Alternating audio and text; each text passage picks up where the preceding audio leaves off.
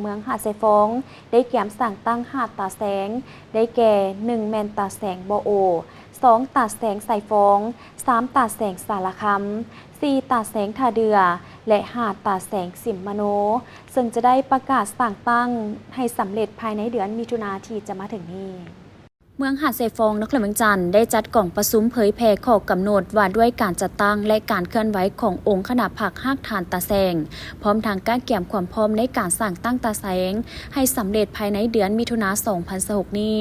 โดยได้กำหนดเป็นหาดตาแสงคือ1ตาแสงโบโอประกอบมี11บ้าน2ตาแสงไซฟงประกอบมี16บ้าน3ตาแสงสารคำประกอบมี14บ้าน4ตาแสงทาเดือประกอบมี11บ้านและหาดตาแสงสิมมโนประกอบมี8บ้านพร้อมทางได้กำหนดสถานที่ตั้งสำนักงานตาแสงและกำหนดโครงประกอบบุคลากรของแต่ละตาแสงอย่างละเอียดบุคลากรเบื้องหลัดคือประธานตาแสง1ท่านรองประธาน2ท่านกรรมการควบตำแหน่งหัวหน้าหน่วยงาน5ท่านและพนักงานสวยเวียกตาแสง5ท่านรวมทั้งหมดตาแสงละ13ท่าน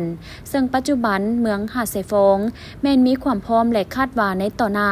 แม้นจะเริ่มการประกาศสั่งตั้งตาแสงไซฟงเป็นตาแสงทำอิฐของเมืองและจะได้สำเร็จการประกาศแต่ละตาแสงอยู่ภายในเดือนมิถุนายน2026นี้กองประชุมดังกล่าวแม้นมีขึ้นในวันที่21พฤษภาคม2026อยู่สำนักงานปกครองเมืองหาดไซฟงโดยมีท่านภูธรแก้วดวงมณีหัวหน้าคณะจัดตั้งนครเมืองจันทร์ท่านคำมูลเตียงทราชเลขาผักเมืองหาดไซฟงสำหรับการเผยแพร่ทั้ง2เอกสารดังกล่าวแม่นข้อกำหนดและคำแนะนำต่อกับที่ตั้งพระบทบาทหน้าที่และขอบเขตสิทธิขององค์คณะผักหากฐานตาแสงแม้นการจัดตั้งผักขันหากฐานที่จะตั้งขึ้นอยู่ในหัวหน่วยบริหารรัฐขั้นต่ำสุดที่ขึ้นกับองค์คณะผักเมืองนครโดยมีพระบทบาทเป็นเสนาธิการในการจัดตั้งพันขยายมติคำสั่ง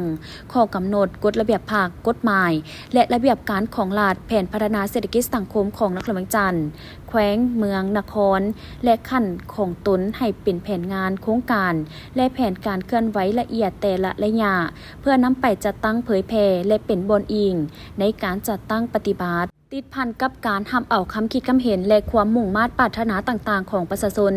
ที่นำเสนอต่อการจะตั้งขันถึงพร้อมนี้องค์คณะผักตาแสงยังมีหน้าที่เป็นแกนนำทางด้านการเมืองและนำพาทางด้านแนวคิดเหตุหน้าที่เสื่อมซึมต่อแนวทางแผนนโยบายของการจะตั้งผักหลัดกฎหมายและอื่นๆโดยผ่านการศึกษาอบรมสร้างความรับรู้เข้าใจ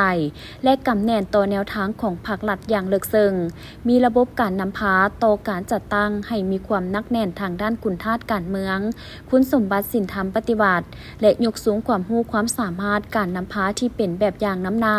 มีแบบแผนวิธีเฮ็ดเวียกและมีแบบแผนวิธีการดำรงชีวิตที่ให้ความเชื่อถือได้จากประชาชนพร้อมนี้ก็ยังนำพาหน่วยงานที่ขึ้นกับองค์คณะผักตาแสงปฏิบัติหน้าที่การเมืองเคลื่อนไหวตามพระบทบาทของตนอย่างตั้งหน้าเพื่อเฮ็ดสำเร็จหน้าที่การเมืองและสั่งให้ได้หัวหน่วยองค์การที่เข้มแข็งในโครงประกอบการจัดตั้งและบุคลากรขององค์คณะผักตาแสง